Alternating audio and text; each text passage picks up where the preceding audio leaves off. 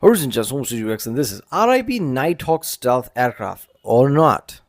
What does that mean? This was a task and purpose latest video.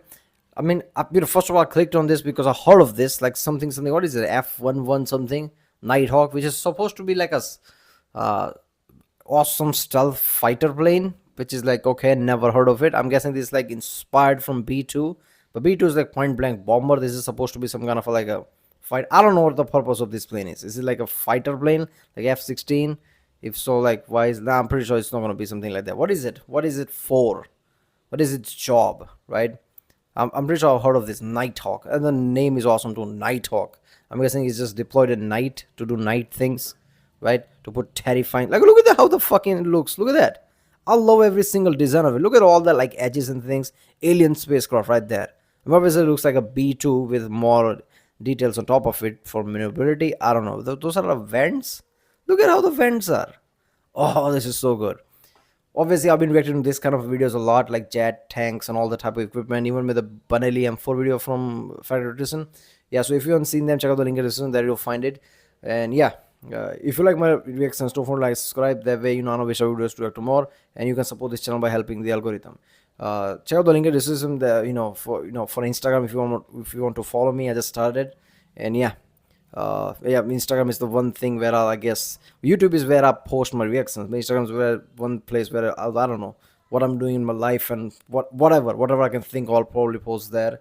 So if you want to keep up to that to anything, yeah. So let's do this one. Force F-117 Nighthawk, the first stealth attack aircraft ever put into service. So you probably wouldn't be surprised to hear the black jet was officially retired in 2008. Wait, can I call it that? So, how did the Nighthawk go from being an iconic symbol of laser-guided stealth firepower to the Air Force mistress that they publicly won't acknowledge? However, over the last few years, the Nighthawk has been the subject of tons of military analyst speculation and all-around brouhaha. Look at the V-shaped tail. Right? It was like F-35 video that said it, like what is the purpose of that? The V-shaped tail is awesome. Look at that. And how it looks, man. It looks like some kind of a like creature. Man, look how it's like completely flat from below and there's like some superstructure on top of it. That's how it looks. Because it's seemingly returned from the dead. Why, after all these years, is the military potentially still deploying a decades-old platform in combat in the Middle East? Lock on to that like and subscribe button and let's find out. It's 1975, and we're in the offices of Lockheed's famous Skunk Works division, which is basically where the US Air Force does all of its top secret engineering. This is where they created a software program called Echo One. Echo One had the goal to use computers to calculate designs and geometric shapes that would result in the absolute smallest radar signature possible. The result? The famously unique delta wing design. What delta wing design means is that the wings are shaped like a triangle, with the leading edge forming the base and the trailing edge forming the two equal sides. Delta wings have this swept back appearance, so they're angled backwards from the fuselage. Honestly, not sure what the big deal is. I've been designing those since I was a child. Yeah, so have I. This was actually first seen much earlier in Lockheed's proof of concept aircraft called Have Blue. The maiden flight of the Have Blue was in June of 1978. Over Area 51. Worry not, this was back when Area 51 security was secure, long before anyone... It's still secure, none of them did shit. But yeah, it's the time when internet was on a thing and idiots didn't group up in one forum or something. But yeah, seriously, it doesn't help, right? This kind of design, Area 51, none of this helps. Dreamed of storming the base to clap them alien cheeks. The Have Blue's first flight was deemed a success because its radar cross-section wasn't able to be targeted by pursuing friendly F-15 fighters during test runs. The way to accomplish this was due to that delta wing design, dispersing the electromagnetic energy laterally as opposed to directly back at the air radar scans. For those of us who struggled to pass the military's entrance exam, that basically means the radar signature was too small to recognize as an actual aircraft. Stealth aircraft technology had been accomplished. And now, Ridge Wallet makes their very own line of leather Wait a minute, this was the first? Not the B2? This is before B2. That shit is insane. So B2 is copy of this, is that it? So they actually went with like, let's make some like badass like James Bond level Black Ops shit paint it black, call it Nighthawk, and make some alien shit. That's so good. Pants, so your slim wallet can fit in your skin-tight pants. What do you mean that's not real? Leather. Well, can we ask Ridge if they'll partner on that idea? Picking out gifts for your loved ones is stressful. It gives me existential dread that Here we go. Go to original video page link and from there support this. Ridge.com/task and purpose. It's to win a Ridge bundle worth $4,000 without spending a thing. So click the link in the description or head over to ridge.com/taskandpurpose to get in on a holiday savings. Once the top dogs in the Air Force brass were satisfied with HAVBlue's performance, the design was scaled up slightly in order to increase payload capacity for strike missions. There was an increase in funding at this point. The military basically just chucked money at the project that was allocated towards the production of an operational stealth aircraft, the Lockheed F-117. Work was done under the program codenamed Senior Trend. Note to self, start a clothing brand for old people named Senior Trend. After a small number of airframe modifications to increase stability, production of the first batch of F-117s began here at Lockheed Vega factory in Burbank, California, under a mountain of top secret classifications. Seeing as this was the first attempt at stealth aircraft in history for an operational aircraft, before even the legendary B-2 bomber, the Pentagon ensured that no knowledge of this new development would risk falling into the wrong hands. Hate when it falls into the wrong hands. Initial tests of prototypes and test aircraft revealed that despite the Nighthawk's ability to stay off of a radar, the delta wing design and harsh geometry made it aerodynamically poor and unstable in flight. This spurred the Air Force to secretly establish a dedicated Nighthawk squadron before the first planes were even off the production line, under then Colonel Sandy Sharp, who would lead the formation. After the first test flights of the F-117 were conducted, Colonel Sharp demanded two changes to the airframe: enlarge the tail fins to decrease wobble. During their flight, how many people saw that and said, oh my god, aliens are here? Because that is how it happens. B2s were like notorious for this. People are taking like a lot of fucking photos, black and white type of shit for whatever reason. I don't know, because it had a better shutter or something. So you can take a photo without having blur or some shit. I don't know. There's like way too many like alien this and that. And oh wait a minute, that's B2 bomber. And to paint it black, as he believed it would allow for better visual concealment at night. That, and in the words of Alan Brown, the Skunkworks project manager for the Nighthawk, real men don't fly funny pastel aeroplanes. That's probably not at all like how he sounded, and I'm certain he could have kicked my ass. The final design that resulted after initial testing was increased to a wingspan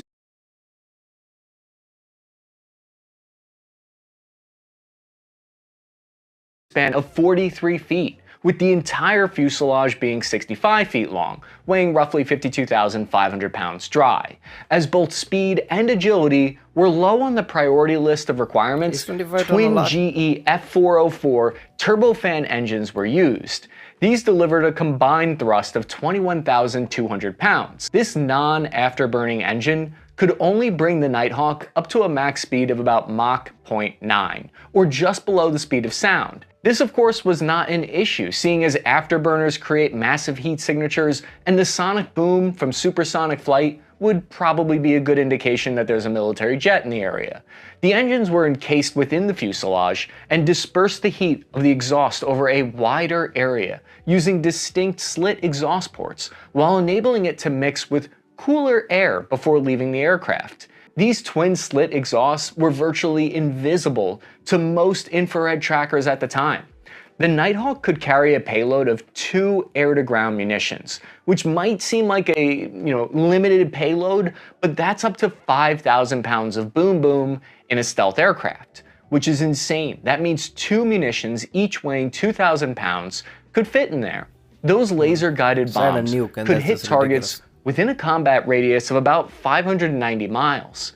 Tyler Rodgeway, who runs the war zone, explains the purpose of the Black Jet best. It was created to carry and employ nuclear gravity bombs, namely the B-57 and B-61, that are shown front and center in this image. The aircraft's cockpit included an aircraft monitoring and control panel that interfaced with the permissive action link on the nuclear weapons.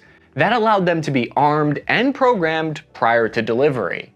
Because I know I can only speak for myself, but personally, I hate having to program my nuclear bombs at the last minute. It's like, can't we just program this on the ride over there? So remember, this thing comes out in the early 1980s, and if you're the Soviet Union seeing this, it would have been a heck of a lot of scary, because it was designed to silently sneak in and drop a big one, giving new meaning to the term silent but deadly. Sorry, that was dumb.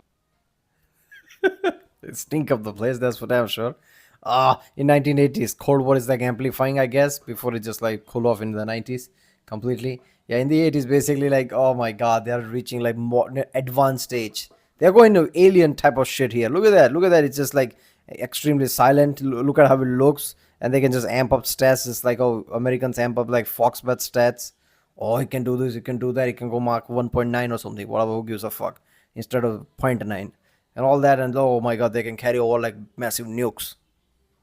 I'm dumb. Roger Way from the war zone said, quote, even the angle at which the F-117 presented itself to known threatening emitters was part of the computerized planning process that aimed to give the F-117 pilot the best shot at surviving based on all known factors. Here's an old advertisement from Lockheed Sanders that pointed out this planning aspect. It says, quote, people who know mission planning plan on Sanders. That's some Don Draper shit right there. That's some Sterling Cooper gold level advertising. If this YouTube thing doesn't work out for me, hopefully I can go write lines like that for the military-industrial complex. Despite its F designation, the Nighthawk is not a fighter, and likewise has no built-in guns for dogfighting.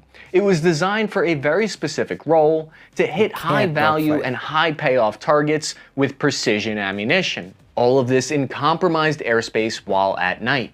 So that was the reasoning for having a limited capacity of just 2 bombs. In order to maintain a solid geometry while flying, the aircraft would have to rely on internal weapons bays as opposed to external hardpoints like your traditional aircraft.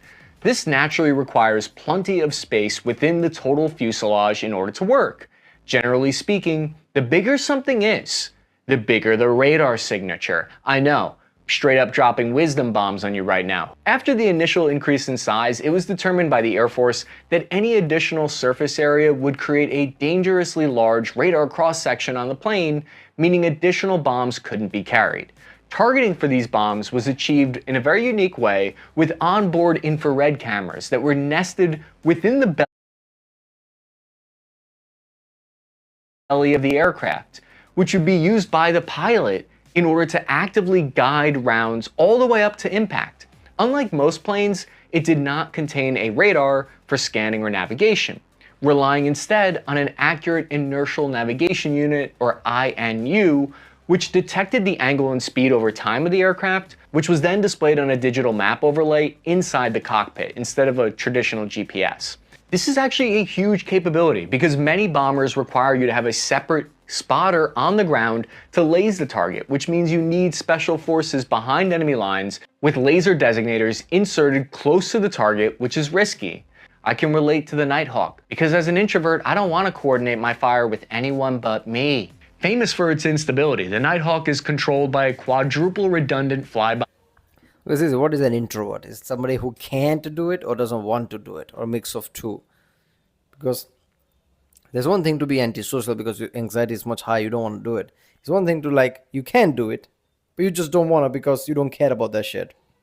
I guess Brock Lesnar comes close to that element. Like, he can do it because, come on, he can perform in front of like fucking 100,000 people. But he doesn't want to. He doesn't like people. But what is the introvert? Wire system, derived from the F-16 program. Most aspects of the Nighthawk's avionics were also cannibalized from other aircraft, both as a cheap way to use proven aircraft components and to keep overall development a secret. These parts were actually initially ordered under the guise of quote-unquote spare parts for other aircraft. This type of top secret accounting is probably why you hear rumors about $10,000 hammers being purchased at Skunk Works to hide their secret project's costs.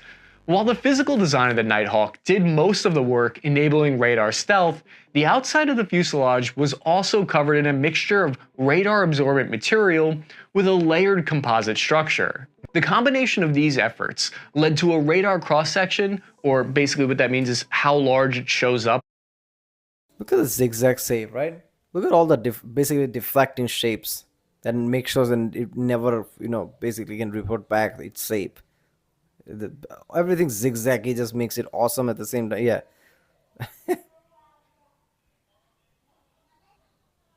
When it's detected by radar of just 1,000th of a meter squared, or about the size of a marble, or a really, really small soccer ball. Effectively invisible to enemy air defense networks is all we need to know.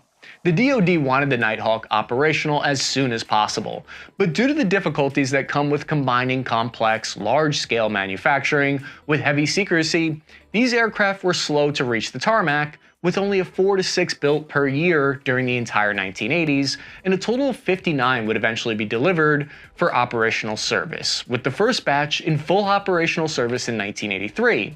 Even after the Nighthawk entered service, it would be a full 6 years until the Air Force admitted the aircraft even existed. The F-117 was designed with the Cold War in mind. During Operation Desert Storm, Iraq's capital was considered to be the most densely defended airspace, with anti-air emplacements covering every square inch of sky above the city. The Nighthawk was able to engage over 1,000 ground targets using laser-guided bombs with minimal collateral damage or civilian casualties, and suffering no losses of aircraft whatsoever, despite a 5% expected loss rate. This was a nearly inconceivable idea at the time, and the Nighthawk left Desert Storm one of, if not the most formidable weapon in the Air Force's arsenal at the time. It wasn't until 1999 that it would see action again, though it was an unexpected result. NATO began a bombing run against Yugoslavian targets with the goal of opening up airspace from enemy air defenses. Lieutenant Colonel Dale Zelko was shot down by Serbian SA-3 anti-aircraft missiles. This was a remarkable feat, as the crew of the batteries were operating outdated and unreliable Soviet-era radars with Chinese export missiles. The shock of losing what was seen as an invincible plane led by the American Air Force rewrote the doctrine on stealth, as well as the realization. Hold up. How the fuck that kind of thing makes sense, right? Supposed to be some like untouchable, invincible stealth when just got shot down by like that kind of equipment. This shit is insane. Okay, is Nighthawk OP or just like all talk? It's just like one of the failed one. Because now I'm basically literally wondering that. So all the things like F-35, F-22, all the things I heard about them, just like they're untouchable. Even the F-15, they're like never lost a fight. And this, like, look at that. This is insane. That with the downed aircraft came the fact that its top secret stealth capabilities would fall into the hands of any near-peer adversary. It required intensive planning, intelligence gathering, and an emphasis on unpredictability. Considering that classified documents on the Nighthawk were recently leaked on the War Thunder forums regarding attack angles and location of sensors, we should be safe for the time being from any data. No, this is the one they were talking about, the Seth talked about. Predictability. Considering that classified documents on the Nighthawk were recently leaked on the War Thunder forums regarding attack angles and location of sensors. We just leaked on War Thunder forum yet again. What the fuck, man? How is a fucking video game is leaking like top secret? Are all those backroom hackers, basically China hackers and things who stole F-35? Are those people now using game forums to do this shit? But this is some next level shit. Imagine War Thunder developers like, oh my god, they just entered traitor territory now. Like, what the fuck is happening? This is so insane. Like, imagine that level of panic. Regarding attack angles and location of sensors, we should be safe for the time being from any data leaks that would put actual lives at risk.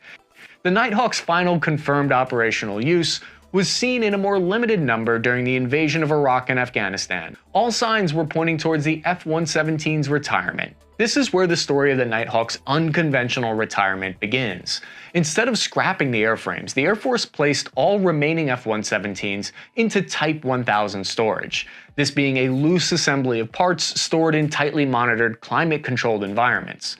Strangely enough, just 2 years after their supposed mothballing, eyewitnesses began reporting sights of flying Nighthawks over the Nevada test and training range out of Nellis Air Force Base.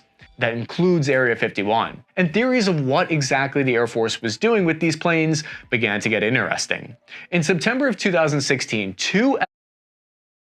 I mean, just because it looks like a Nighthawk doesn't mean it is. It could be the newer, revamped version of things who crossed out more issues out. Maybe the newer technology or newer material science made it more better. Probably added some weapons to it or something. I don't know. F-17s were spotted flying training sorties with apparent fuselage modifications. In 2021, the Air National Guard admitted that they were actively using these planes to simulate cruise missiles. So the F-117s were being used as surrogates for cruise missiles. This is because cruise missiles usually fly low to the ground and have a small radar cross-section and low infrared thermal signature. What that means is they're tough to spot.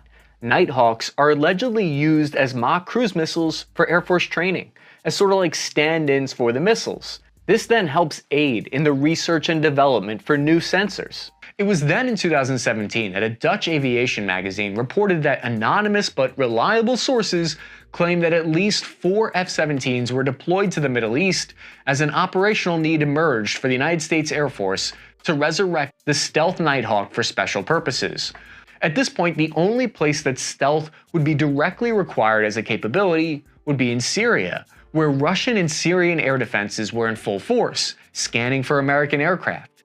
But why would the US Air Force, with its fleet of F-22 and B-2 bombers, need to secretly deploy an outdated first-generation I mean, yeah, it's like B2, F-22, they will never have F-35. Like, why do you need this? aircraft to a risky and politically sensitive conflict in Syria? The War Zone's Tyler Rodgeway provides the best possible explanation that would make sense for this theory.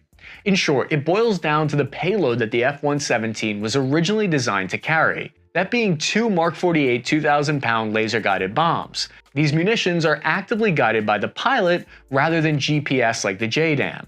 The biggest benefit for a laser-guided bomb is that unlike JDAMs, they can hit a moving target, a high-profile target in a moving vehicle perhaps.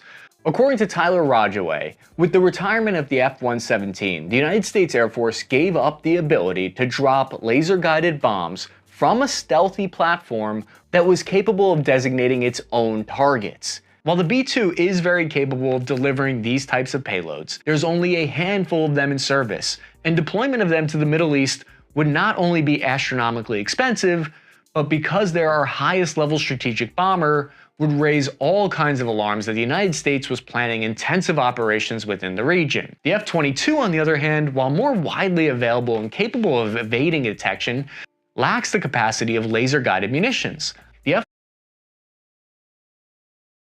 F-117 historically navigated with its own inertial guidance system and almost always at night,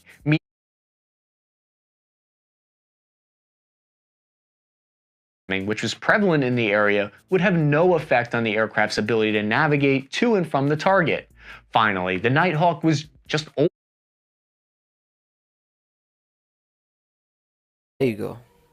Would have no effect on the aircraft's ability to navigate to and from the target. Finally, the Nighthawk was just old, and its stealth properties were well known by adversarial militaries at this point. If an aircraft were to be lost and not recovered, there'd be no loss in modern stealth technology to an adversary. While the idea of these planes in combat is still just a rumor started by the Dutch, what we do know is that between 2000 But don't they use this somewhat technology they're still using, like B2 bomber and like F-35 as well? I do think like that's simplistic technology, but like to certain hands who have no idea how to do that, that would be like at least a start, wouldn't it? So there's still something there. I don't know. And like, yeah, I guess that element of it being old and not like disposable, I guess, is there. But otherwise, like F-35, I don't know, was F-35 around this time or not? But yeah, F-35 would work, right? I mean, that's one of the things. 2008 and 2019, despite numerous congressional laws requiring it, not a single F-117 was dismantled. Since then, more and more of the aircraft have been seen with increasing frequency. This coincided with an order by the Air Force clearing the F-117 for aerial refueling by the KC-135 aircraft and forward deployments to Myanmar and supporting U.S. carrier groups off the coast of California.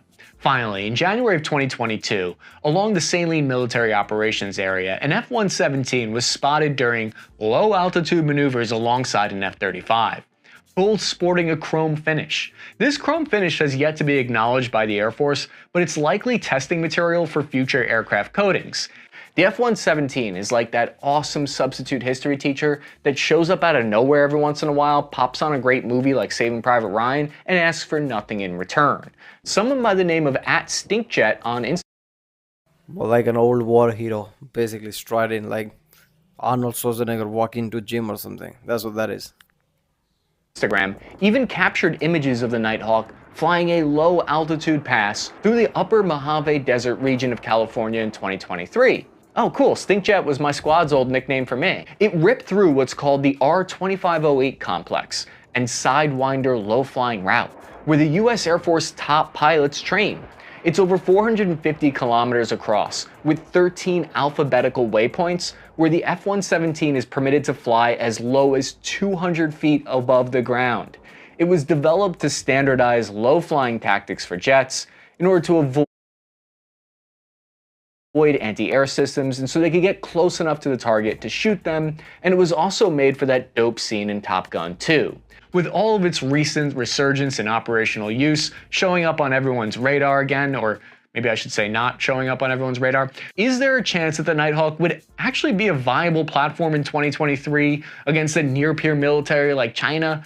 Unfortunately for retro aviation enthusiasts, not likely. So the Nighthawk was the I disagree. Right, weapon is a weapon.